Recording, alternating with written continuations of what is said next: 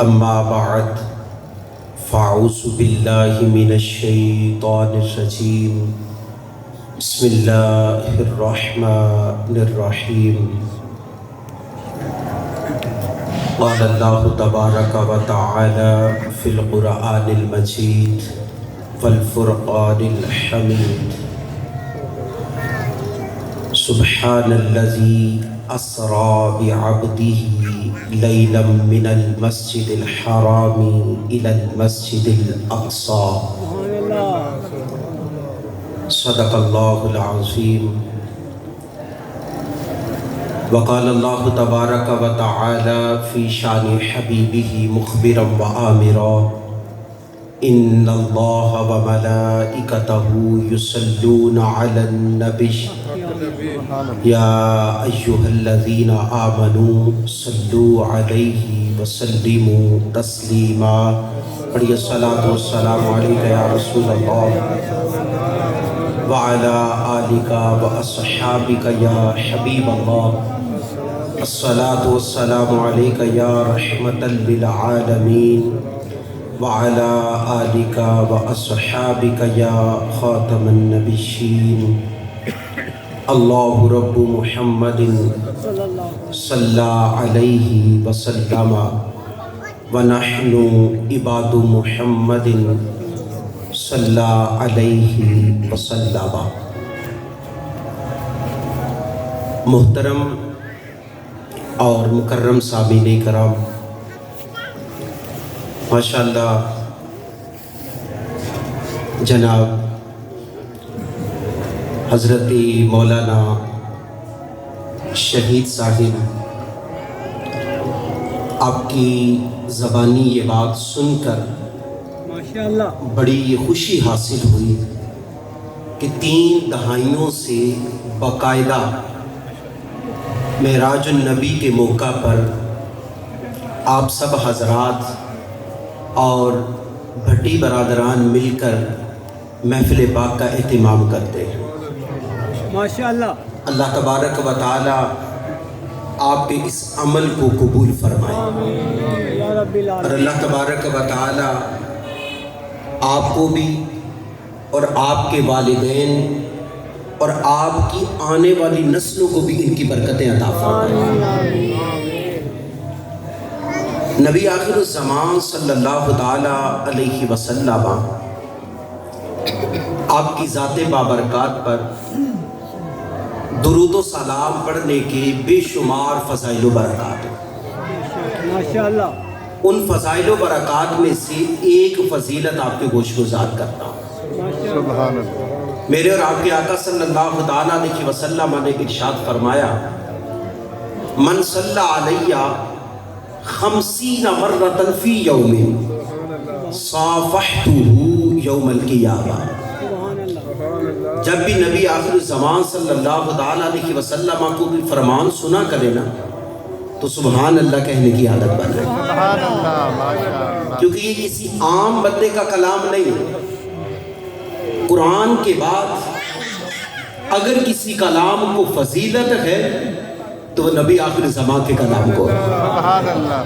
یعنی اگر میں کوئی اپنی بات کروں تو پھر بھلے آپ خاموش رہیں، لیکن جب بات ہو رہی ہو امام الانبیاء کی، ان کی زبان سے نکلے ہوئے کلمات کو جب ادا کیا جا رہا ہو تو پھر سبحان اللہ کی صدا گونجنی چاہیے.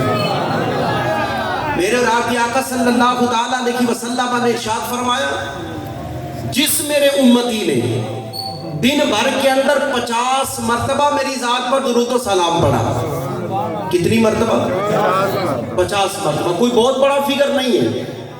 اگر ہم اس کو دن بھر کی نمازوں پر ڈیوائیڈ کر لیتے ہیں، ہر نماز کے بعد صرف 10 مرتبہ درود پاک پڑھنے کے اندر اگر کامیاب ہو جاتے ہیں، ہمارا دن بھر میں 50 مرتبہ درود پاک ہو جائے. یہ 50 مرتبہ درود پاک عمل تو بہت تھوڑا ہے، لیکن اس پر اجر کیا ہے؟ فرمایا جس میرے امتی نے دن بھر کے اندر 50 مرتبہ میری ذات پر درود و سلام پڑھا کل قیامت کے دن میں اسے مصافحہ فرماؤں گا۔ کتنی بڑی سعادت کی بات ہے۔ دیکھیں آج دنیا کے اندر اگر کسی پرسنالٹی سے، چاہے وہ پرسنالٹی دنیاوی اعتبار سے ہو یا دینی اعتبار سے ہو، کسی سے اگر کسی کو مصافحہ کا موقع مل جاتا ہے، کسی کی اگر کسی سے ملاقات ہو جاتی ہے، وہ پھولے نہیں سماتا۔ آج کل چونکہ سوشل میڈیا کا دور ہے، لوگ جناب فوراً کسی کو موبائل تھما دیتے ہیں کہ جناب یہ میری سیلفی لے لینا، یہ میری پکچر بنا لینا، میں اس کو سٹیٹس پر لگاؤں گا، میں اس کو اپنی سٹوری بناؤں گا، لوگوں کو بتاؤں گا کہ ماں بدولت کی فلاں سے ملاقات ہوئی ہے۔ ہم جو ہے وہ دنیا دار لوگوں سے ملاقات پر اتراتے ہیں، تو جس کی ملاقات امام الانبیاء سے ہو اس کے مقدر کی کیا کہنے، اس کے مقدر پر رشک کرنے کو دل کرتا ہے۔ فرمایا جو میرا امتی دن بھر کے اندر 50 مرتبہ میری ذات پر درود و سلام پڑھے گا، کل قیامت کے دن میں اس سے مصافحہ فرماؤں۔ یہ تو قیامت کے اندر انعام ملے گا، دنیا کے اندر بھی درود پاک پڑھنے والے کو معلوم نہیں رکھا جاتا۔ جی ہاں، محمد بن سعید مطرف رحمت اللہ تعالیٰ نے آپ فرماتے میرا یہ معمول تھا، رات سونے سے پہلے مخصوص تعداد میں درود پڑھتا تھا، پھر میں سوتا تھا۔ یعنی خود سے اپنے لیے انہوں نے فکر سیٹ کر رکھا تھا کہ اتنا درود پڑھنا ہے، پھر میں نے سونا ہے۔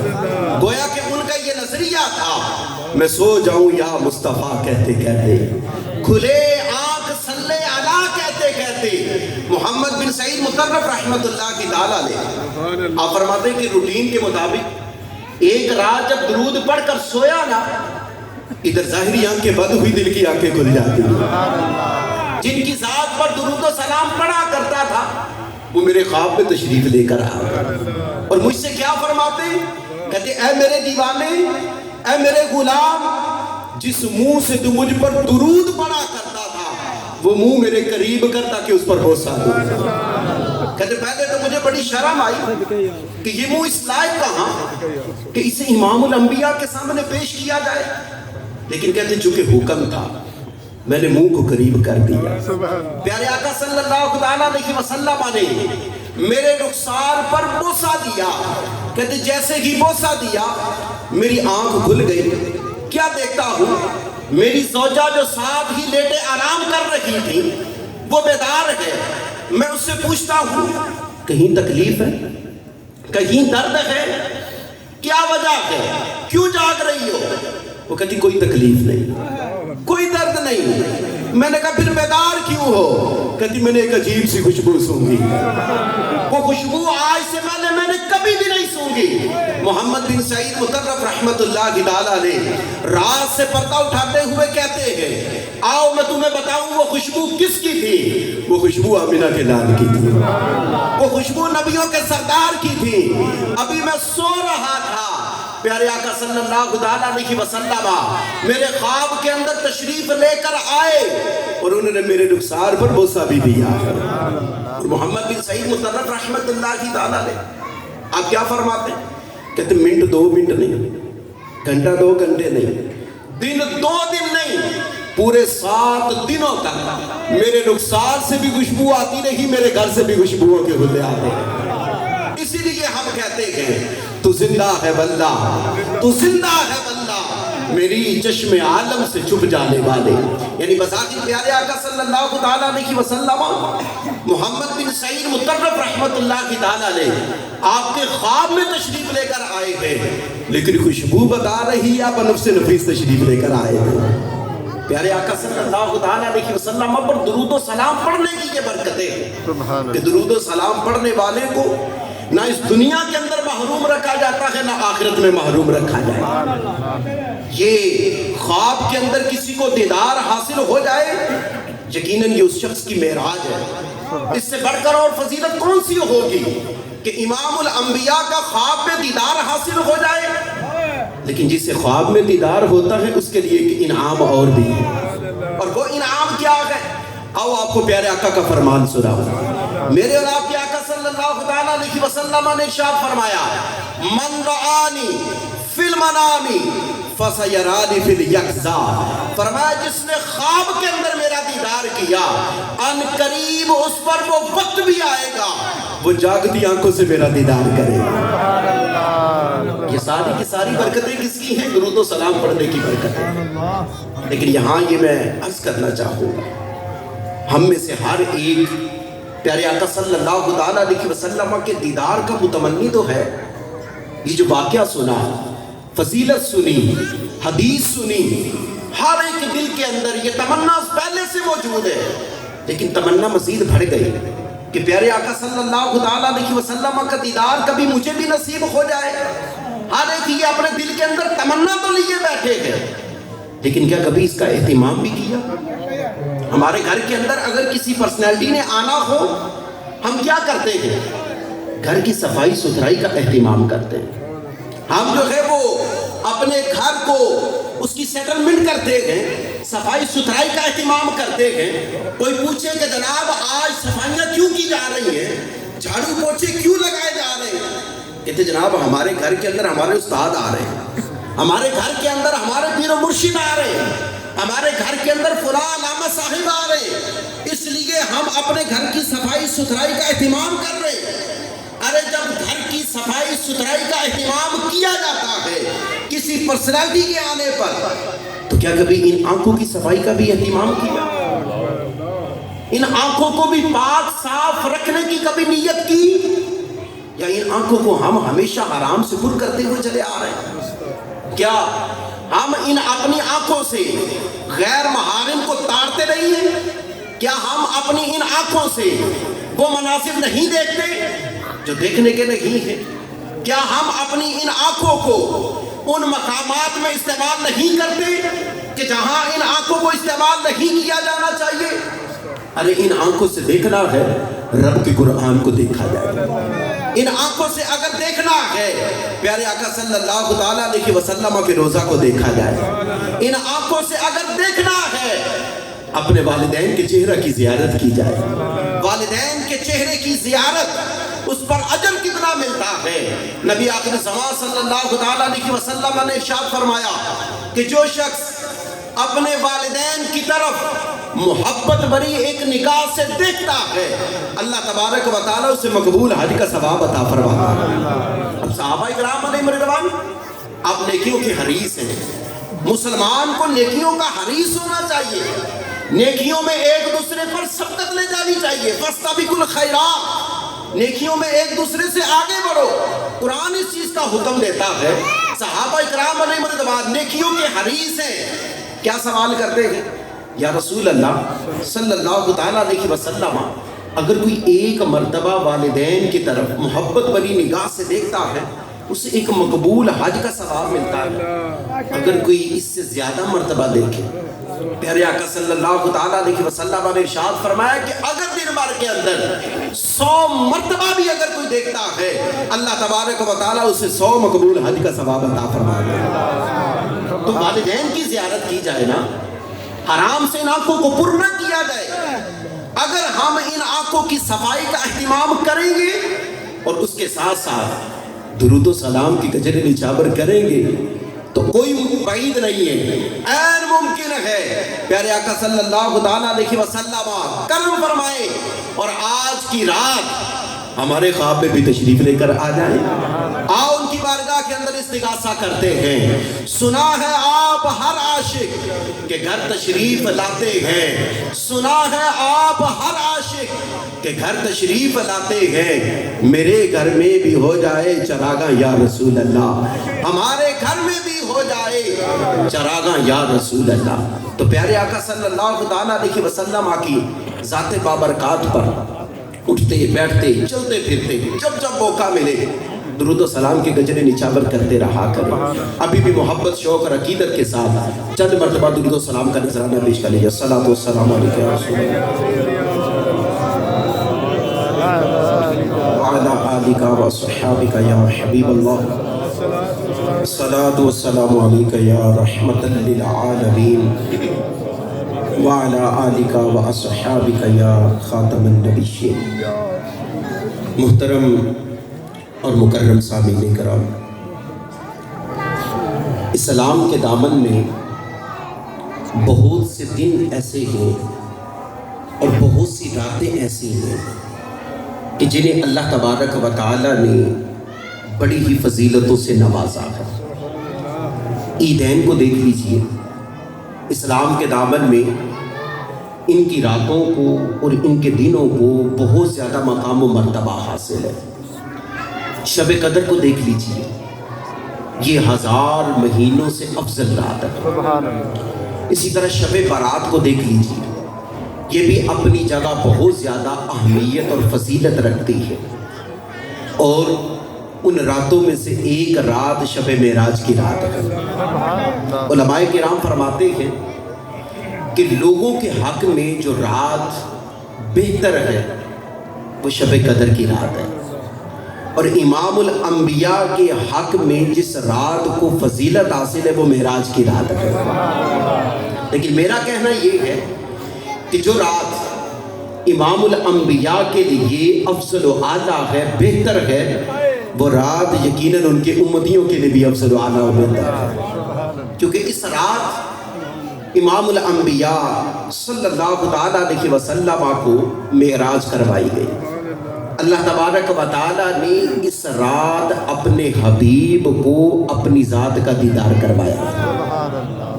واقعہ معراج کے متعلق اگر گفتگو کی جائے تو نبی آخر الزمان صلی اللہ تعالیٰ علیہ وسلم اپنی چچا زاد بہن حضرت ام ہانی کے گھر آرام فرما رہے ہیں۔ اللہ تبارک و تعالیٰ جبرائیل امین اور ان کے ساتھ 70,000 فرشتوں کی فوج کو بھیجتا ہے کہ جاؤ اور میرے محبوب کو لے کر آؤ۔ اب جبرائیل امین جب حضرت ام ہانی کے گھر آتے ہیں تو آتے کہاں سے ہیں؟ کیا دروازے سے آتے ہیں؟ دیوار کود کر آتے ہیں؟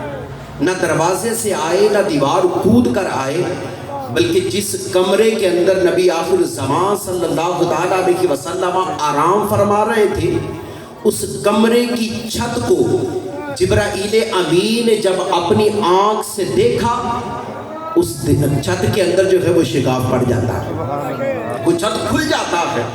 یہاں جبرائیل امین کی طاقت کو بھی دیکھیے کہ آنکھ سے دیکھا ہے، چھت کو شگاف ہو گیا۔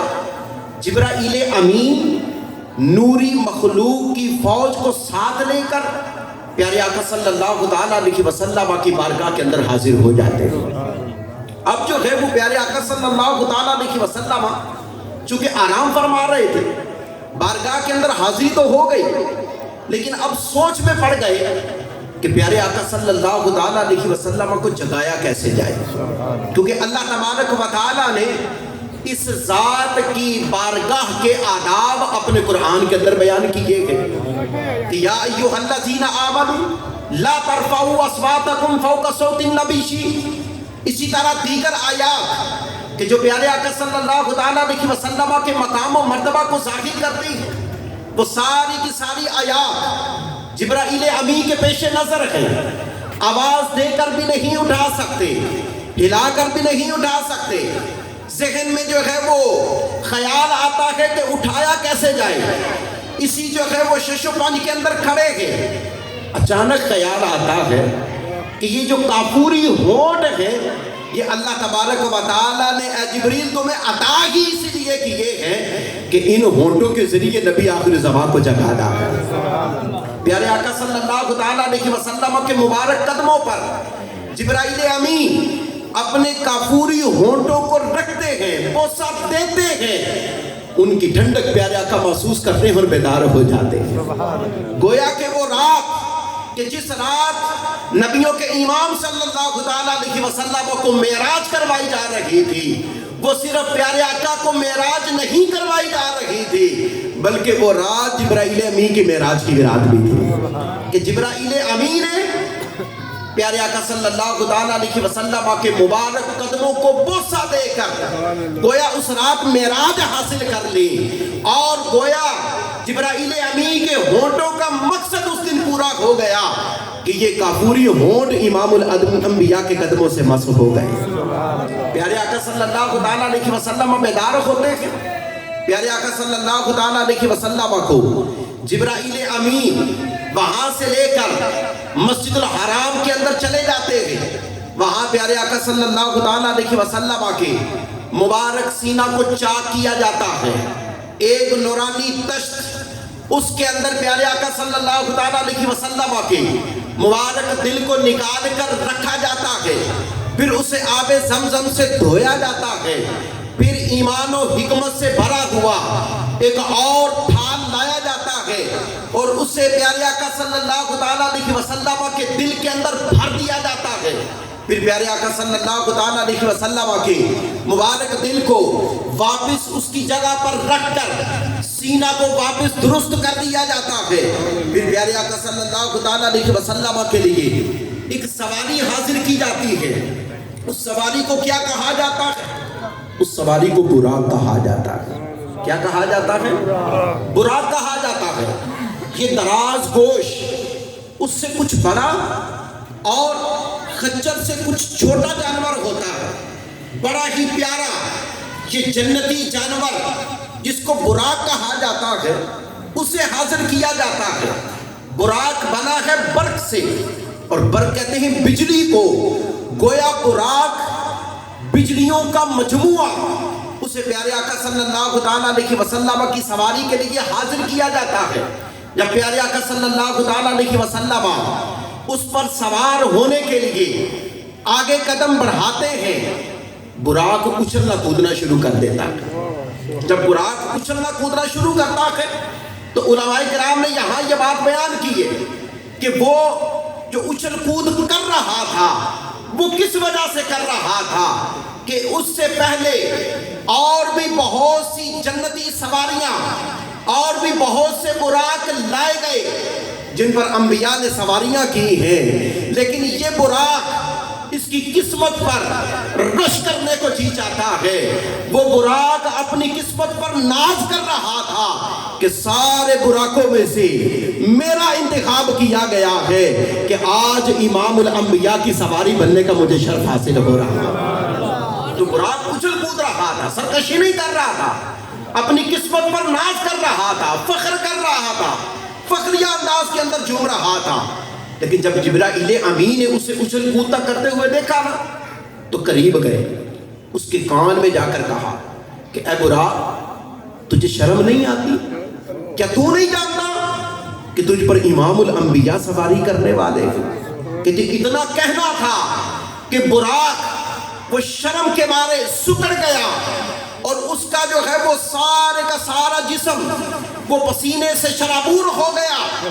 براق جو ہے وہ فوراً ساکت و سامت ہو گیا. پیارے آقا صلی اللہ تعالیٰ علیہ وسلم آپ براق پر تشریف فرما ہوتے ہیں.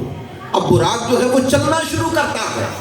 براق جو ہے وہ اس کی رفتار کا عالم کیا ہے؟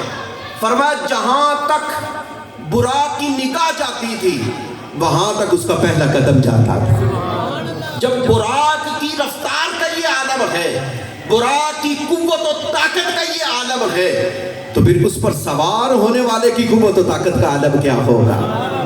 یہ بھی بات میں آپ کو عرض کرتا ہوں کہ جو براق پر سوار ہو رہے ہیں ان کی قوت و طاقت کا عالم کیا ہے. براق کی ایک کوالٹی اور بھی بیان کی گئی اور وہ خصوصیت وہ کوالٹی اس کے اندر کیا تھی کہ عام سواری جب ہوتی ہے تو جب اس نے چڑھائی پر چڑھنا ہوتا ہے نا تو اس کے آگے والے قدم پیچھے والے قدم یہ سیم رہتے ہیں. جب جو ہے وہ نیچے نشیب کے اندر اترنا ہو تب بھی اس کے قدم سیم رہتے ہیں.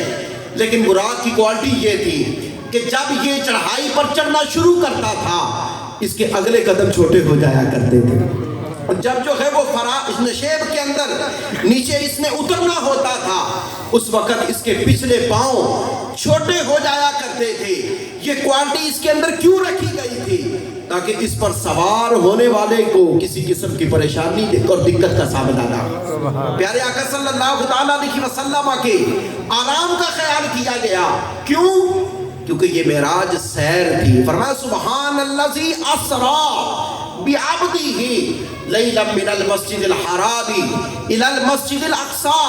پاک ہے وہ ذات کہ جس نے رات کے مختصر سے حصے میں اپنے بندہ خاص کو سیر کروائی، اپنے بندہ خاص کو سیر کروائی۔ ارے سیر میں جب ہم نکلتے ہیں، سفر کرتے ہیں، سفر کی صعوبتیں برداشت کرتے ہیں، تھکن جو ہے وہ ہو جاتی ہے، لیکن امام الانبیاء کی قربان جائیے کہ آپ کے سفر کا بھی کتنا خیال رکھا جا رہا ہے کہ جو سواری آپ کو پیش کی گئی اس سواری کے کبھی اگلے پاؤں چھوٹے ہو جاتے ہیں، کبھی پچھلے پاؤں چھوٹے ہو جاتے ہیں، تاکہ ان پر سوار اسے کسی قسم کی دقت کا سامنا نہ ہو، کسی قسم کی پریشانی کا سامنا نہ ہو، کسی قسم کی تھکاوٹ جو ہے وہ محسوس نہ ہو۔ پیارے آقا صلی اللہ علیہ وسلم براق پر سوار ہے، سفر جو ہے مسجد حرام سے مسجد اقصی تک کا جاری ہے۔ راستے کے اندر پیارے آقا صلی اللہ علیہ وسلم کو دائیں جانب سے ایک آواز سنائی دیتی ہے۔ وہ آواز کیا ہے؟ انظر یا محمد، انظر یا محمد الیہ، اے محمد میری طرف نظر رحمت کیجئے۔ پیارے آقا صلی اللہ علیہ وسلم اس آواز کی طرف جو ہے وہ توجہ نہیں کرتے، دائیں جانب دیکھتے نہیں ہیں، بدستور اپنے سفر کو جاری رکھتے ہیں۔ پھر کچھ سفر کرنے کے بعد بائیں جانب سے سیم آواز آتی ہے، یا محمد انظر الیہ، اے محمد میری طرف بھی نظر رحمت فرمائیے۔ پیارے آقا صلی اللہ علیہ وسلم اب کی بار بھی اس آواز کی طرف کوئی التفات نہیں فرماتے، کوئی توجہ نہیں دیتے، سفر کو جاری رکھتے ہیں۔ پھر جو ہے وہ تھوڑا سفر مزید کرنے کے بعد ایک عورت جو زیورات سے لدی ہوئی، حسین و جمیل، بناؤ سنگار کیا ہوا، وہ راستے کے اندر کھڑی ہے، وہ بھی سیم آواز دیتی ہے، انظر یا محمد الیہ، اے محمد مجھ پر بھی نظر رحمت فرمائیے۔ پیارے آقا صلی اللہ علیہ وسلم اس طرف بھی التفات نہیں فرماتے، آگے بڑھتے چلے جاتے ہیں۔ پھر جب جو ہے وہ مسجد اقصی پہنچتے ہیں تو وہاں پر پیارے آقا صلی اللہ علیہ وسلم کے سامنے دودھ پیش کیا جاتا ہے، شراب سے مراد یہ شراب نہیں، جو شراب جو ہے وہ مشروب کے معنی میں ہے، شراب طہور کہہ لیں، وہ پیارے آقا صلی اللہ علیہ وسلم کے سامنے پیش کی جاتی ہے۔ پیارے آقا صلی اللہ علیہ وسلم اس میں سے دودھ کو پکڑ کر نوش فرما لیتے ہیں۔ جبرائیل امین کہتے ہیں یا رسول اللہ صلی اللہ علیہ وسلم، آپ اگر شراب کو اختیار کر لیتے، اسے پکڑ کر نوش فرما لیتے، آپ کی امت گمراہ ہو جاتی۔ آپ نے دودھ کو اختیار کیا، دودھ نوش فرمایا ہے، آپ نے دودھ کو اختیار کر کے فطرت کو قبول کر لیا ہے، فطرت کو اختیار کر لیا ہے۔ یعنی گویا پیارے آقا صلی اللہ علیہ وسلم کا ہم پر احسان دیکھیے کہ آپ نے دودھ کو اختیار کر کے، شراب طہور کو ترک کر کے ہم پر رحم فرمایا ہے اور ہمیں گمراہی سے بچایا ہے۔ پیارے آقا صلی اللہ علیہ وسلم سے اس کے بعد جبرائیل بھی مخاطب ہوتے ہیں اور عرض کرتے ہیں یا رسول اللہ صلی اللہ علیہ وسلم، راستے میں آپ نے کوئی آوازیں سنی ہیں؟ پیارے آقا صلی اللہ علیہ وسلم ارشاد فرماتے ہیں جی ہاں میں نے آواز سنی تھی، ایک آواز مجھے دائیں جانب سے آئی، ایک آواز مجھے بائیں جانب سے آئی، پھر ایک عورت نے مجھے آواز دی۔ جبرائیل ابھی کہتے ہیں یا رسول اللہ صلی اللہ علیہ وسلم، دائیں جانب سے جو آپ کو جو آواز آئی تھی وہ یہودیوں کی آواز تھی، اگر آپ اس پکار کو سن کر اس طرف متوجہ ہو جاتے، آپ کی امت جو ہے وہ یہودی ہو جاتی، یہودیوں جیسے افعال کرتی، اور بائیں جانب سے جو آپ کو پکار پڑی تھی اگر آپ اس طرف متوجہ ہو جاتے، وہ آواز نصارہ کی آواز تھی، عیسائیوں کی آواز تھی، اگر آپ اس طرف متوجہ ہو جاتے آپ کی امت عیسائی ہو جاتی، عیسائیوں جیسے افعال کرتی، اور پھر جو آپ کو عورت نے پکارا تھا وہ عورت حقیقت میں دنیا تھی، اگر آپ اس کی پکار کی طرف متوجہ ہو جاتے تو آپ کی امت والے پوری طرح دنیا کے اندر مشغول ہو کر رہ جاتے۔ تو پیارے آقا صلی اللہ علیہ وسلم کا ہم پر احسان یہاں پر بھی دیکھیے کہ نہ آپ نے عیسائیوں کی طرف توجہ کی، نہ آپ نے یہودیوں کی طرف توجہ دی، اور نہ ہی آپ نے دنیا کی طرف توجہ دی۔ اس سے ہمیں بھی یہ درس ملتا ہے کہ ہمیں اگر توجہ دینی ہے تو اپنے مسلمان بھائیوں پر توجہ دینی ہے۔ پیارے آقا صلی اللہ تعالیٰ علیہ وسلم نے کیا فرمایا؟ مسلمان آپس میں بھائی بھائی ہیں۔ اور پیارے آقا صلی اللہ تعالیٰ علیہ وسلم نے ایک موقع پر اور فرمایا کہ مسلمان آپس میں ایک جسم کی طرح ہے کہ جسم کے کسی حصہ کے اندر اگر بندے کو تکلیف ہو تو بقیہ جسم بھی اس کو محسوس کرتا ہے۔ تو یوں ہمیں ایک دوسرے کا خیال کرنا ہے، ایک دوسرے کی فکر کرنی ہے، ایک دوسرے کا لحاظ کرنا ہے، نہ کہ ایک دوسرے کا جو ہے وہ برا سوچنا ہے، ایک دوسرے کی ٹانگیں نہیں کھینچنی، بلکہ ایک دوسرے کے لیے ہم نے ہیلپ فل بننا ہے، ہم نے ان کی مدد کرنی ہے، ہم نے ان کے دست و بازو بننا ہے، کیونکہ یہ میرا بھائی ہے، یہ میرے جو ہے وہ جسم کے حصے کی طرح ہے۔ تو مسلمانوں کو آپس میں ایک دوسرے کا خیال کرنے کی حاجت ہے۔ آج جو مسلمانوں پر زوال ہے، یہ زوال کس وجہ سے ہے؟ یہ زوال اسی وجہ سے ہے کہ مسلمانوں کے درمیان اتحاد نہیں ہے۔ مسلمانوں کے درمیان اتحاد کا نہ ہونا یہ بیسک وجہ ہے کہ کبھی جناب مسلمانوں کو کسی ملک کے اندر جو ہے وہ ستایا جاتا ہے، کبھی کسی ملک کے اندر ستایا جاتا ہے۔ اگر مسلم امہ ایک ہو جائے تو کسی بھی جو ہے وہ غیر مسلم کو مسلمانوں کی طرف آنکھ اٹھا کر دیکھنے کی بھی جرت نہیں ہوگی، کیونکہ انہیں پتا ہے کہ مسلمان جو ہے وہ ایک قوت ہے، ایک طاقت ہے، لیکن ہمارے اندر جو ہے اتحاد نہیں ہے۔ تو اتحاد کی ضرورت ہے۔ حج کے موقع پر دیکھ لیجئے، کیا حج کے موقع پر اتحاد نہیں ہوتا؟ کیا سارے یکساں لباس کے اندر نہیں ہوتے؟ کیا ہر ایک کا حلیہ ایک جیسا نہیں ہوتا؟ یہ کیا بتاتا ہے؟ یہ یہی بتاتا ہے کہ مسلمانوں ایک ہو جاؤ، ان تعلیمات پر عمل کرو کہ جو تعلیمات مصطفیٰ کریم صلی اللہ تعالیٰ علیہ وسلم اور ان کے صحابہ کے ذریعے تم تک پہنچی ہیں۔ تو اگر ہم ان تعلیمات پر عمل کر کے ایک ہو جاتے ہیں تو پھر یقین مانیے کوئی بھی جو ہے وہ ہماری طرف میلی نگاہ اٹھا کر نہیں دے سکتا۔ تو پیارے آقا صلی اللہ تعالیٰ علیہ وسلم مسجد اقصی جب پہنچتے ہیں تو وہاں پر حضرت آدم علیہ نبی علیہ السلام سے لے کر حضرت عیسیٰ روح اللہ تک کم و بیش 1,24,000 انبیاء اور رسل جو آپ سے پہلے گزر چکے ہیں، وہ سارے کے سارے پیارے آقا کے استقبال کے لیے وہاں جمع ہیں۔ پیارے آقا صلی اللہ تعالیٰ علیہ وسلم کا خیر مقدم کیا جاتا ہے، آپ کو ویلکم کیا جاتا ہے، آپ کو خوش آمدید کہا جاتا ہے، آپ کو مرحبا کہا جاتا ہے۔ پیارے آقا صلی اللہ تعالیٰ علیہ وسلم مسجد اقصی کے اندر جب پہنچتے ہیں تو حضرت جبرائیل امین پیارے آقا صلی اللہ تعالیٰ علیہ وسلم کو ہاتھ سے پکڑ کر مصلی امامت پر کھڑے کر دیتے ہیں اور کیا فرماتے ہیں؟ آپ سے پہلے جتنے بھی انبیاء اور رسل گزر چکے ہیں وہ صفے بنائے پیچھے کھڑے ہیں، آپ آگے بڑھیے، ان کی امامت فرمائیے۔ اور اعلیٰ حضرت رحمت اللہ کی تعالیٰ نے اب کیا فرماتے ہیں؟ نماز اقصی میں تھا یہی سر، ایا ہمانا اول و آخر، کہ دست بستہ ہے پیچھے حاضر جو سلطنت آگے کر گئے تھے۔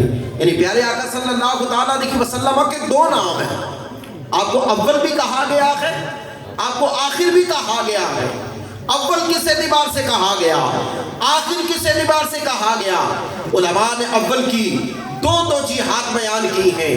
ایک توجیہ اول کی تو یہی بیان کی کہ سارے جو ہے وہ آپ کے مقتدی بن کر پیچھے کھڑے ہیں، آپ آگے مصلی امامت پر موجود ہیں اور ان کی امامت کر رہے ہیں۔ ایک تو اول کا معنی یہ ہے۔ دوسرا اول کا معنی کیا ہے کہ حضرت جابر بن عبداللہ رضی اللہ تعالیٰ عنہ پیارے آقا صلی اللہ تعالیٰ علیہ وسلم سے سوال کرتے ہیں، یا رسول اللہ، اللہ تبارک و تعالیٰ نے سب سے پہلے کس چیز کو پیدا کیا؟ پیارے آقا صلی اللہ تعالیٰ علیہ وسلم جواب دیتے ہیں کہ اے جابر، سب سے پہلے اللہ تبارک و تعالیٰ نے اپنے نور سے تیرے نبی کے نور کو پیدا کیا ہے۔ تو یہ اول کا معنی ہے کہ آپ تخلیق میں پہلے ہیں۔ اور دوسرا اول کا معنی کیا ہے کہ سارے انبیاء اور رسل آپ کے پیچھے ہیں اور آپ مصلی امامت پر موجود رہ کر سب کی امامت فرما رہے ہیں۔ اور آخر کا معنی کیا ہے؟ آخر کا معنی یہ ہے کہ بے شک میں آپ آخری ہیں، آپ کے بعد کوئی بھی نیا نبی کسی بھی صورت میں نہ آیا ہے نہ آ سکتا ہے۔ اگر کسی کا یہ عقیدہ ہو کہ آپ کے بعد کوئی نیا نبی آ سکتا ہے یا کسی نئے نبی کے آنے کی کوئی گنجائش ہے، ایسا شخص جو ہے وہ صرف سوچنے سے بھی دائرہ اسلام سے خارج ہو جائے گا، کیونکہ امام الانبیاء صلی اللہ تعالیٰ علیہ وسلم کو اللہ تبارک و تعالیٰ نے خاتم النبیین بنا کر بھیجا ہے۔ آپ کے بعد کوئی نیا نبی نہیں آ سکتا، کسی صورت میں بھی نہیں آ سکتا۔ حضرت عیسیٰ روح اللہ علی نبینا علیہ الصلوۃ والسلام، آپ جو قرب قیامت کے اندر آسمانی دنیا سے نزول فرمائیں گے تو وہ نبی بن ہونے کی حیثیت سے نہیں بلکہ پیارے آقا کے امتی ہونے کی حیثیت سے آئیں گے، کیونکہ آپ کے امتی ہونے کی حیثیت سے آنا، اگر کسی کو یہ بات سمجھ میں نہ آئے تو آؤ میں قرآن کے ذریعے آپ کو یہ بات سمجھاتا ہوں۔ اللہ تبارک و تعالیٰ نے قرآن کے اندر انبیاء اور رسل سے جو اس وقت عہد لیا کہ جب نسل انسانی کا سلسلہ بھی شروع بھی نہیں ہوا تھا، وہ عہد کیا تھا؟ وَإِذْ أَخَذَ اللَّهُ مِيثَاقَ النَّبِيِّينَ لَمَا آتَيْتُكُم مِّن كِتَابٍ وَحِكْمَةٍ ثُمَّ جَاءَكُمْ رَسُولٌ مُصَدِّقٌ لِّمَا مَعَكُمْ لَتُؤْمِنُنَّ بِهِ وَلَتَنصُرُنَّهُ۔ فرمایا اے انبیاء، اے رسولو، جب میں تمہیں کتاب عطا کر دوں، جب میں تمہیں نبوت عطا کر دوں، جب میں تمہیں رسالت عطا کر دوں، چار دانگے عالم کے اندر تمہارا شہرہ ہو جائے، زمانے کی زمینیں تمہارے سامنے جھکنے لگ جائیں، لوگ تمہارا کلمہ پڑھتے ہو، ایسے عالم کے اندر کیا ہو؟ ثم جاءکم رسول، پھر وہ عظمتوں والا رسول تشریف لے کر آ جائے جس کی شان یہ ہے وہ تمہاری بھی تصدیق کرے، تمہاری رسالت کی بھی تصدیق کرے، تمہاری نبوت کی بھی تصدیق کرے، تمہاری کتابوں کی بھی تصدیق کرے، تمہارے ضابطۂ حیات کو بھی سچا بتائے۔ ایسے عالم کے اندر جب آمنہ کے لال کی جلوہ گری ہو جائے، لوگ تمہارا کلمہ پڑھتے ہو، تم نے اس نبی کا کلمہ پڑھ لینا ہے، تم نے اس نبی کا کلمہ پڑھ لینا ہے، تم نے ان پر ایمان لے کر آ جانا ہے، اور صرف ایمان نہیں لانا بلکہ ان پہ ایمان لا کر ان کے خدمت گزاروں میں بھی شامل ہو جانا۔ تو حضرت عیسیٰ یہ امتی ہونے کی حیثیت سے آئیں گے، تو کوئی بھی نیا نبی آپ کے بعد نہیں آ سکتا۔ تو پیارے آقا صلی اللہ علیہ وسلم نے مسجد اقصیٰ کے اندر انبیاء اور رسولوں کی امامت فرمائی۔ اس کے بعد آپ کے لیے ایک سیڑھی لائی گئی، اس سیڑھی کو معراج کہا جاتا ہے۔ معراج یہ چونکہ ظرف کا صیغہ ہے، یعنی چڑھنے کی جگہ، یعنی وہ سیڑھی لائی گئی اور اس سیڑھی کے ذریعے پیارے آقا صلی اللہ علیہ وسلم نے اب جو ہے آسمانوں کا سفر شروع کیا۔ پہلا آسمان، دوسرا آسمان، تیسرا آسمان، ساتوں آسمان کراس کیے۔ ساتویں آسمان کے بعد سدرۃ المنتہا جو کہ جبرائیل امی کا قیام ہے، ان کی قیام گاہ ہے، وہاں جبرائیل امی ہوتے ہیں۔ وہاں سے جب آگے بڑھنے لگے نا تو جبرائیل امی کیا کہتے ہیں؟ یا رسول اللہ صلی اللہ علیہ وسلم، اس سے آگے اب جو ہے وہ میں ایک پورے کے برابر بھی آگے نہیں بڑھ سکتا، کیونکہ اگر میں آگے بڑھوں گا تو جل کر راکھ ہو جاؤں گا، اس سے آگے نہیں جا سکتا۔ پیارے آقا صلی اللہ علیہ وسلم جب سدرہ سے پار ہوئے، لامکان کا سفر شروع کیا، تو پیارے آقا صلی اللہ علیہ وسلم نے ایک ضعیف روایت کے مطابق جبرائیل امی کو اپنی طرف کھینچا تاکہ اسے دکھائے کہ آمنہ کا لال کہاں تشریف لے کر جا رہا ہے۔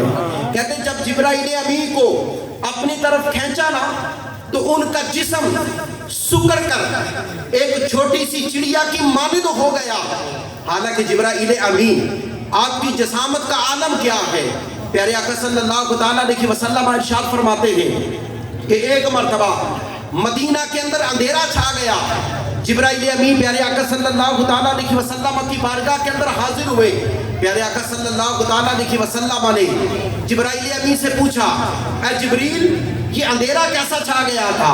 کہا یا رسول اللہ صلی اللہ علیہ وسلم، میں نے اپنے دو پروں کو کھولا تھا ان کے کھولنے کی وجہ سے مدینے کے اندر اندھیرا چھا گیا تھا۔ پیارے آقا صلی اللہ علیہ وسلم نے پوچھا اے جبریل تمہارے پر کتنے بڑے ہیں؟ کہا کہ اگر میں 2 پر کھولوں، ایک پر جو ہے وہ مشرق کے اندر ہوتا ہے، دوسرا پر جو ہے وہ مغرب کے اندر ہوتا ہے۔ پیارے آقا صلی اللہ علیہ وسلم نے پوچھا اے جبریل تمہارے ان 2 پروں کی طاقت کا علم کیا ہے؟ کہا یا رسول اللہ صلی اللہ علیہ وسلم یہ 7 زمینیں اور 7 آسمان اور جو کچھ ان کے مابین موجود ہے، اگر میں ان 2 پروں کے درمیان لے کر اگر ہلکا سا ان کو مروڑا دوں تو جس طرح روئی دھن جاتی ہے، اسی طرح یہ زمین و آسمان یہ ریزہ ریزہ ہو کر بکھرتے چلے جائیں۔ جبرائیل امین سے پیارے آقا نے پھر سوال کیا اے جبریل تمہارے 2 پروں کی طاقت کا تو یہ عالم ہے، بتاؤ تمہارے پر ہے کتنے؟ کہا میرے پر جو ہے وہ 60,000 ہیں۔ کتنے پر ہیں میرے؟ 60,000 پر ہیں۔ تو پیارے آقا صلی اللہ علیہ وسلم جب جو ہے وہ سدرہ سے پار ہوئے، لامکان کا سفر کیا تو جبرائیل امین کو تھوڑا اپنی طرف کھینچا۔ جبرائیل امین کا جسم سکڑ کر چھوٹی سی چڑیا کی مانند ہو گیا۔ پیارے آقا صلی اللہ علیہ وسلم نے دیکھا کہ جبریل اس کی تاب نہیں لا سکے، فوراً ان کو پیچھے دھکیل دیا۔ یہ میں نے شروع میں عرض کیا تھا کہ براق کی رفتار کا عالم دیکھو کہ براق جو ہے وہ جہاں تک اس کی نگاہ جاتی تھی وہاں تک اس کا قدم جاتا تھا۔ امام الانبیاء کی طاقت کا عالم دیکھیے کہ جبریل جیسا طاقتور فرشتہ وہ جہاں نہیں جا سکتا وہاں امام الانبیاء جا رہے ہیں۔ تو پیارے آقا صلی اللہ علیہ وسلم فرماتے ہیں جب میں نے لامکان کا سفر شروع کیا نا تو کیا دیکھتا ہوں؟ آگے نور ہی نور ہے، آگے نور ہی نور ہے۔ فرمایا میں نور کے اندر ہچکولے کھاتا ہوا، جھومتا ہوا اس نور کے اندر جا رہا ہوں۔ گویا پیارے آقا صلی اللہ علیہ وسلم کیف و مستی کے عالم میں آگے کا سفر جاری کیے ہوئے ہیں۔ پیارے آقا صلی اللہ علیہ وسلم آپ جو ہے عالم ناسوت کو بھی پیچھے چھوڑ گئے، عالم لاہوت کو بھی پیچھے چھوڑ کر چلے گئے، عالم ملکوت کو بھی پیچھے چھوڑ کر چلے گئے، عالم جبروت کو بھی چھوڑ کر پیچھے چلے گئے، صفاتی تجلیوں سے بھی آگے گزر گئے، اللہ تبارک و تعالیٰ کے اسماء کے پردوں کو بھی عبور کرتے ہوئے آگے کا سفر جاری و ساری ہے۔ کہتے ایک مقام ایسا بھی آیا کہ پیارے آقا فرماتے ہیں میرے کانوں کے اندر ایک آواز گونجی۔ وہ آواز کیا تھی؟ ادن منی یا محمد، ادن منی یا محمد، اے محمد قریب آ، اے محمد قریب آ۔ کہتے جب یہ میرے کانوں کے اندر آواز پڑی میں نے اپنا ایک قدم اٹھایا۔ فرمایا وہ قدم کتنا تھا؟ فرمایا مکہ سے لے کر بیت المقدس سے پہلا آسمان، دوسرا آسمان، تیسرا آسمان، 7واں آسمان، سدرۃ المنتہا، اس سے بھی آگے جو لامکان کا سفر جاری تھا، جتنا سفر میں طے کر کے آ چکا تھا اس ایک قدم کے اندر میں نے اتنا سفر طے کر لیا۔ پھر کہتے ہیں میں ایک قدم اٹھا کر پھر میں رک گیا، کہتے ہیں پھر میرے کانوں کے اندر آواز آئی ادن منی یا محمد، اے محمد اور قریب آ۔ کہتے ہیں اب کی مرتبہ جو میں نے قدم اٹھایا اس کے اندر کتنا سفر طے کیا؟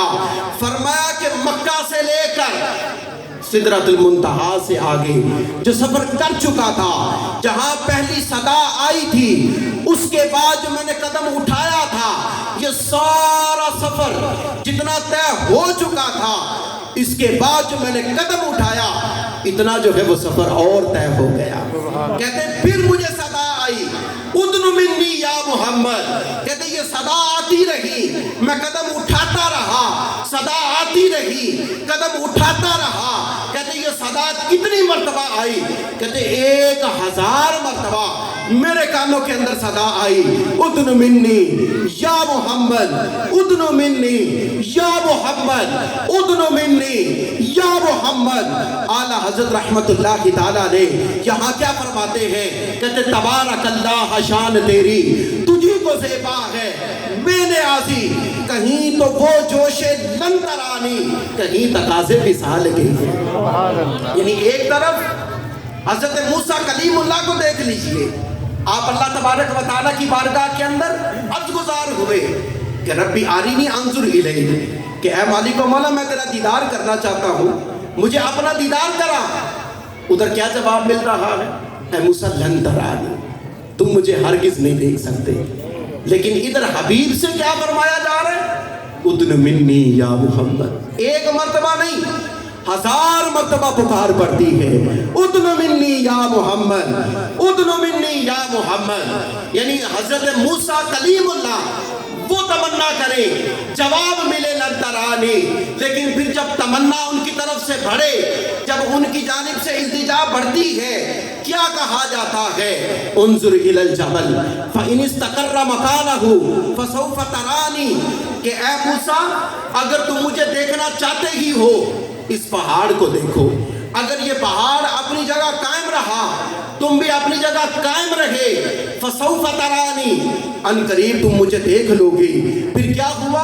اللہ تبارک و تعالیٰ نے اس پہاڑ کے اوپر اپنی ذاتی تجلی نہیں، اپنی صفاتی تجلی، ذاتی نہیں صفاتی تجلی کے کروڑویں حصے کا پرتاؤ یعنی عکس اس پہاڑ پر ڈالا، وہ منعکس ہو کر حضرت موسیٰ کلیم اللہ پر پڑا۔ تاریخ گواہ ہے، قرآن گواہ ہے، خر موسیٰ سائی کا، پہاڑ بھی ریزہ ریزہ ہو گیا۔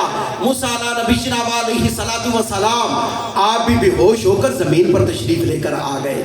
لیکن اللہ تبارک و تعالیٰ کے حبیب کی شان دیکھیے، کہتے مجھے 1000 مرتبہ آواز آئی، ادن منی یا محمد، ادن منی یا محمد، کہتے 1000 قدم اٹھا کر میں رک گیا، کیونکہ اب کی مرتبہ جو میرے کانوں میں آواز پڑی تھی وہ آواز کیا تھی؟ کف یا محمد، کیا؟ کف یا محمد فإن ربک یصلی، اے حبیب رک جا، تیرا رب تجھ پر درود بھیجتا ہے، تیرا رب تجھ پر درود بھیجتا ہے، رک جا۔ کہتے ہیں کہ پیارے آقا صلی اللہ علیہ وسلم فرماتے ہیں کہ میں رک گیا، اب کی بار میں آگے نہیں بڑھا بلکہ وہ جلوہ میری طرف بڑھنا شروع ہو گیا۔ کتنا قریب ہوا، اتنا قریب ہوا، فَقَانَ قَابَ قَوْسَيْنِ أَوْ أَدْنَىٰ، فرمایا کمان کے جو دونوں طرفوں کے درمیان کا فاصلہ ہے اتنا فاصلہ رہ گیا، بلکہ اس سے بھی کم فاصلہ رہ گیا۔ فَقَانَ قَابَ سَيْنِ أَوْ أَدْنَىٰ، او جو ہے او، آپ چونکہ عربی گرامر سے واقف نہیں ہیں لیکن انگلش گرامر جو ہے اس سے آپ واقف ہیں۔ او جو ہے انگلش کے اندر اس کے لیے او آر یعنی اور کا لفظ استعمال کیا جاتا ہے، یہ جو ہے وہ شک کے لیے آتا ہے۔ تو یہاں شک نہیں ہے کہ وہ جلوہ کتنا قریب ہوا، یہاں او جو ہے اس شک کو دور کرنے کے لیے ہے، بل کے معنی میں ہے۔ فرمایا فَقَانَ قَابَ قَوْسَيْنِ أَوْ أَدْنَىٰ، فرمایا وہ جلوہ اتنا قریب ہوا، اتنا قریب ہوا، اتنا قریب ہوا کہ کمان کے دونوں طرفوں کے درمیان جو فاصلہ ہوتا ہے اتنا فاصلہ رہ گیا، بلکہ اس سے بھی کم فاصلہ رہ گیا، بلکہ اس سے بھی کم فاصلہ رہ گیا۔ حضرت موسیٰ کلیم اللہ آپ جو ہے وہ صفاتی تجلی کے کروڑویں حصے کا پرتاؤ ڈائریکٹ نہیں انڈائریکٹ آپ پر پڑا تھا، اس کی بھی تاب نہ لا سکے، بے ہوش ہو کر زمین پر تشریف لے کر آ گئے۔ مفسرین کرام فرماتے ہیں کہ نبی آخر زمان صلی اللہ علیہ وسلم آپ صفاتی تجلیاں نہیں بلکہ ذاتی تجلیوں کے اندر 18,000 سال تک عمر ہے۔ کتنے ہزار سال تک؟ 18,000 سال تک ذاتی تجلیوں کے اندر گم رہے، اور رب کا دیدار کیا بھی کیسے؟ رب کا دیدار کرتے ہوئے آپ کی نگاہوں کا عالم کیا تھا؟ فرمایا کہ نگاہ جو ہے نہ تو حد سے بڑی تھی اور نہ ہی نگاہ کو پھیرا تھا، بلکہ ٹک ٹکی باندھ کر اللہ تبارک و تعالیٰ کا سر کی آنکھوں سے دیدار کیا، ٹک ٹکی باندھ کر اللہ تبارک و تعالیٰ کا سر کی آنکھوں سے دیدار کیا۔ یہ کس نے دیدار کیا ہے؟ یہ میرے اور آپ کے آقا صلی اللہ علیہ وسلم نے دیدار کیا۔ یہاں آخر میں میں آپ کو چند باتوں کی طرف جو ہے وہ توجہ دلانا چاہوں گا۔ جب پیارے آقا سفر معراج کے لیے گئے نا تو راستے کے اندر فرماتے ہیں کہ میں نے دیکھا کہ حضرت موسیٰ کلیم اللہ اپنی قبر انور کے اندر کھڑے نماز پڑھ رہے تھے۔ اس کے علاوہ فرماتے ہیں کہ 3 جگہ جبرائیل امین نے پیارے آقا کو سواری روکنے کا کہا اور ایک جگہ روک کر کہا کہ یہاں نماز ادا کیجیے۔ وہ جگہ کون سی تھی؟ مدینہ طیبہ کی جگہ تھی۔ فرمایا یہاں آپ ہجرت کر کے آئیں۔ دوسری جگہ پھر آپ کو رکنے کا کہا گیا، کہا کہ یہاں رک کر نماز ادا کیجیے، اور وہ جگہ کون سی تھی؟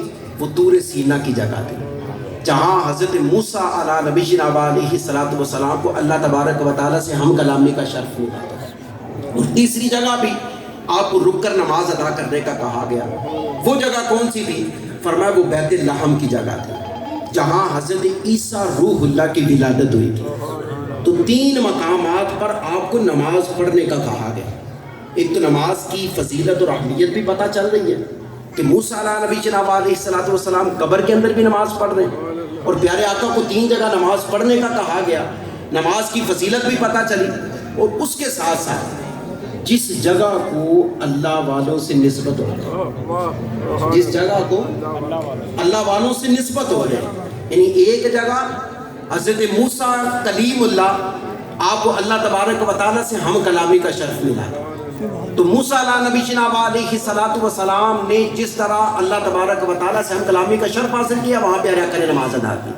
پھر جہاں حضرت عیسیٰ کی ولادت ہوئی وہاں آپ نے جو ہے وہ نماز ادا کی۔ تو اس سے یہ پتہ چلا کہ جس جگہ کو اللہ والوں سے نسبت ہو اس جگہ جانا چاہیے، وہاں جا کر بھی عبادت کرنی چاہیے، وہاں جا کر بھی عبادت کرنی چاہیے۔ اور پیارے آقا جو ہے وہ برکت لینے کے لیے نہیں بلکہ اس جگہ کو مزید بابرکت بنانے کے لیے گئے۔ لیکن یہ ہے وہ ہم اگر جائیں گے کسی بھی جگہ جس جگہ کو اللہ والوں سے نسبت ہے تو یقیناً ہم برکت لینے کے لیے جائیں گے۔ تو برکت جو ہے وہ لینے کے لیے اللہ والوں کی عبادت گاہوں پر بھی جانا چاہیے، ان کے مزارات پر بھی جانا چاہیے۔ اور اس سے بڑھ کر یہ بات ہے کہ پیارے آقا صلی اللہ تعالیٰ علیہ وسلم نے معراج کی رات اللہ تبارک و تعالیٰ سے جو بھی راز و نیاز کی باتیں کی وہ تو کی ہی تھی، لیکن اپنی امت کے لیے کیا لے کر آئے؟ اپنی امت کے لیے 50 نمازوں کا تحفہ لے کر آئے۔ کتنی نمازوں کا تحفہ؟ 50 نمازوں کا تحفہ لے کر آئے۔ لیکن جب وہاں سے واپسی آئے تو چھٹے آسمان پر حضرت موسیٰ کلیم اللہ سے ملاقات ہوئی۔ کس سے ملاقات ہوئی جناب؟ جاتے ہوئے حضرت موسیٰ کدھر تھے؟ اپنے مزار کے اندر۔ پھر جب جو ہے وہ بیت المقدس پہنچے تو حضرت موسیٰ وہاں پر بھی تھے۔ پھر جب چھٹے آسمان پر گئے تو حضرت موسیٰ سے ملاقات کر کے گئے، واپسی آئے تو پھر بھی حضرت موسیٰ چھٹے آسمان پر۔ اس سے یہ بات بھی پتہ چلتی ہے کہ اللہ والوں کو اللہ تبارک و تعالیٰ تصرف کی اجازت بھی عطا فرمائے، وہ تصرف کر سکتے ہیں، وہ جہاں جانا چاہیں جا سکتے ہیں۔ تو حضرت موسیٰ کلیم اللہ علیہ نبی جناب علیہ الصلوۃ والسلام سے چھٹے آسمان پر ملاقات ہوئی۔ آپ نے کیا کہا؟ کہا کہ اے پیارے آپ کی امت والے 50 نہیں پڑھیں گے، رب کی بارگاہ کے اندر جائیے اور جا کر نمازوں کے اندر کمی کروا کر لائیے۔ اب کیا ہوا کہ حضرت پیارے آقا صلی اللہ تعالیٰ علیہ وسلم دوبارہ تشریف لے گئے، 5 نمازیں کم ہو گئی۔ پھر آئے موسیٰ علیہ نبی جناب علیہ الصلوۃ والسلام نے پھر بھیجا، پھر 5 کم ہوئی، پھر گئے، پھر 5 کم ہوئی، پھر آئے، پھر گئے، پھر 5 کم ہوئی، کرتے کرتے 5 رہ گئی، کرتے کرتے 5 رہ گئی۔ اور اللہ تبارک و تعالیٰ نے کیا فرمایا؟ فرمایا اے حبیب لا تبدیل لکلمات اللہ، ہماری کہی ہوئی بات جو ہے اس کے اندر تبدیلی نہیں ہوتی۔ ہم نے شروع میں 50 کہی تھی، جاؤ آپ کا امتی اگر 5 پڑھے گا تو 5 ہم اس کو ثواب 50 کا ہی عطا کریں گے۔ ہم اس کا ثواب کتنے کا عطا کریں گے؟ 50 کا عطا کریں گے۔ یہاں میں آپ سے پوچھنا چاہوں کہ اگر آپ کہیں ملازمت کرتے ہو، کہیں جاب کرتے ہو، اور آپ سے اگر یہ کہا جائے کہ جناب آپ 1 مہینہ ڈیوٹی کریں گے لیکن آپ کو سیلری 5 مہینوں کی ملے گی، تو بتائیں کہ آپ وہاں ڈیوٹی نہیں کریں گے؟ جی ضرور کریں گے، کیونکہ ہر ایک جو ہے وہ شارٹ کٹ ڈھونڈ رہا ہے۔ ہر ایک یہ کہتا ہے کہ جناب کسی طریقے میں جو ہے وہ راتوں رات امیر بن جاؤں، جناب ادھر میری آنکھ لگے صبح اٹھوں پتہ چلے کہ میں ارب پتی ہوں۔ اب اس میں جو ہے وہ ناجائز ذرائع ہیں یا جائز ذرائع ہیں، اس کا بھی ہمیں جو ہے وہ تعین ضروری ہے۔ بعض جگہ جو ہے وہ بڑی خوشی ہوتی ہے، لوگ پوچھتے ہیں کہ جناب یہ ہم کرنا چاہ رہے ہیں اس کو کیا جائے یا نہ کیا جائے، یہ جائز ہے یا ناجائز ہے؟ یعنی انٹرنیٹ کی دنیا میں جائز اور ناجائز کا کنسیپٹ جو ہے وہ ختم ہوتا چلا جا رہا ہے۔ لوگ بس جو ہے وہ پیسے بنانے کی دھن کے اندر مگن ہے، کسی طریقے جناب میرا بینک بیلنس بڑھنا چاہیے، اب وہ طریقہ جائز ہے یا ناجائز ہے، بس لگے ہوئے ہیں۔ تو اس لیے دارالفتاح سے کوئی بھی کام کرنا ہو پہلے اپنے کام کی جو ہے وہ سکیننگ کروایا کریں، پوچھا کریں کہ جناب یہ جو میں کام کرنے جا رہا ہوں یہ میرے لیے جائز بھی ہے یا نہیں جائز، جائز ہو تو پھر کریں، اگر ناجائز ہو تو اس کے قریب بھی نہ جائیں۔ اپنی اولاد کو رزق حلال کھلائیں، ان کے پیٹ کے اندر حرام کا لقمہ نہ جانے دیں۔ ہم جو ہے وہ رونا روتے ہیں کہ جناب ہماری اولاد ہماری نافرمان ہے، وہ ہمارا کہا نہیں مانتی، لیکن ہم اپنی کمائی کو جو ہے وہ سکین نہیں کرتے، دیکھتے نہیں ہیں کہ جناب میری یہ کمائی حلال ہے یا حرام ہے، میں ان کو لقمہ حلال کھلا رہا ہوں یا حرام کھلا رہا ہوں۔ کل کو یہی بچے یہی بیوی یہ گریبان پکڑ لیں گے، جی ہاں قیامت کے دن یہ گریبان پکڑ لیں گے آپ کا، کہیں گے ہمیں تو نہیں پتا تھا کہ یہ ہمیں حرام لا کر کھلا رہا ہے، ہم تو اس کی ذمہ داری تھی، اس کا کام جو ہے وہ ہمیں لا کر دینا تھا، یہ کہاں سے لاتا رہا ہے، یہ اس سے پوچھ گچھ ہونی چاہیے، اسی کو پکڑا جانا چاہیے۔ تو بچے جن سے ہم جو ہے وہ ہم محبت کرتے ہیں، جن کا دکھ درد جو ہے ہم برداشت نہیں کرتے، وہ بچہ اگر بیمار ہو جائے راتوں کی نیند ہماری خراب ہو جاتی ہے، وہ سوچا کہ جس کی خواہشات پوری کرنے کے لیے دن رات ہم تگ و دو کرتے ہیں، یہی سوچا اگر قیامت کے دن گریبان پکڑی کھڑی ہو، یہی بچے اگر گریبان پکڑے کھڑے ہوئے ہوں تو بتائیں کہ ہم جو ہے وہ کہاں کے ہوں گے؟ یقیناً ہم جو ہے وہ اس وقت پشیمانی اور پریشانی کے علاوہ کچھ حاصل نہیں ہوگا۔ تو اس لیے بچوں کو کما کر لا کر کھلائیں ضرور، بیوی بچوں کی خواہشات پوری کریں ضرور، لیکن حلال ذرائع سے، حرام ذرائع سے پوری نہ کریں۔ پیارے آقا صلی اللہ تعالیٰ علیہ وسلم آپ نماز کا تحفہ لے کر آئے اور آپ نے فرمایا کہ نماز میں میری آنکھوں کی ٹھنڈک ہے، لیکن اگر اسی بات پر غور کر لیا جائے نا کہ نماز کے اندر کس سے ہم کلامی کا شرف مل رہا ہوتا ہے، تو پھر یقین مانیے کبھی بھی ہماری نماز قضا نہ ہو۔ ہم سب کامیاب تو ہونا چاہتے ہیں، مسجد سے جو ہے وہ اذان آتی ہے حی علی الصلاۃ، حی علی الصلاۃ، آؤ نماز کی طرف، آؤ نماز کی طرف، اس کے بعد مؤذن کیا کہتے ہیں؟ حی علی الفلاح، آؤ کامیابی کی طرف۔ یعنی ہم جو ہے وہ سکسیس کو کہاں تلاش کر رہے ہیں، ہم کامیابی کو کہاں تلاش کر رہے ہیں، لیکن نماز کے اندر یہ راز مثمر ہے۔ اذان کے اندر ہمیں بتایا جا رہا ہے کہ اگر کامیاب ہونا چاہتے ہو رب کے حضور آ کر اپنے سر کو جھکا لو، اس دنیا کے اندر بھی کامیاب ہو جاؤ گے، آخرت میں بھی کامیابی تمہارا مقدر بن گا۔ اور آخر کے اندر یہ چھوٹی سی بات کر کے اپنے بیان کو اختتام کی طرف لے آؤں گا۔ سوال ہے میرا آپ سے کہ نمازیں کس پر فرض ہو رہی تھی؟ ہم پر فرض ہو رہی تھی یا موسیٰ علیہ السلام کی امت پر فرض ہو رہی تھی؟ جی ہم امت محمدیہ پر فرض ہو رہی تھی نا، نمازیں ہم پر فرض ہو رہی ہیں۔ مشورہ حضرت موسیٰ دے رہے ہیں کہ جاؤ رب کی بارگاہ میں پھر جاؤ اور جا کر نمازوں کے اندر کمی کروا کر لاؤ۔ وجہ کیا ہے؟ موسیٰ علیہ نبینا علیہ السلام کیوں بار بار بھیج رہے ہیں؟ حتیٰ کہ جانتے ہیں جب 5 بھی رہ گئی تھی نا، موسیٰ علیہ السلام نے اب کی بار بھی یہی کہا تھا کہ واپس جائیے رب کی بارگاہ میں عرض کیجئے کہ مالک و مولا اور کمی کر دیں، کیونکہ میری امت اتنی بھی نہیں پڑے گی۔ ایک تو موسیٰ علیہ السلام ہمارے احوال سے واقف تھے، ایک تو یہ بات ہے۔ دوسرا نقطہ جو علماء بیان کرتے ہیں کہ موسیٰ علیہ السلام نے اس سے پہلے تمنا کی تھی ربی آرینی انظر الیک، کہ اے مالک و مولا میں تیرا دیدار کرنا چاہتا ہوں، مجھے اپنا دیدار کروا۔ ادھر سے جواب ملا تھا لن ترانی، اے موسیٰ تو مجھے نہیں دیکھ سکتا۔ موسیٰ علیہ السلام اس وقت اللہ تبارک و تعالیٰ کا دیدار نہیں کر سکے تھے۔ اب کی بات پیارے آقا کو جو بار بار بھیج رہے تھے، اس میں حکمت یہ تھی، اس میں نکتہ یہ تھا کہ موسیٰ علیہ السلام بار بار ان آنکھوں کا دیدار کرنا چاہتے تھے کہ جو آنکھیں اللہ تبارک و تعالیٰ کا دیدار کر کے آئی تھی۔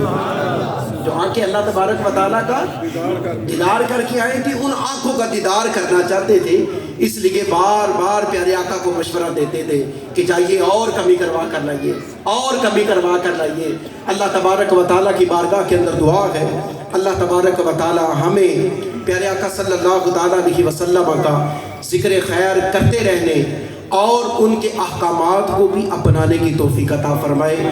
آمین بجاہ نبی الامین صلی اللہ تعالیٰ علیہ وسلم۔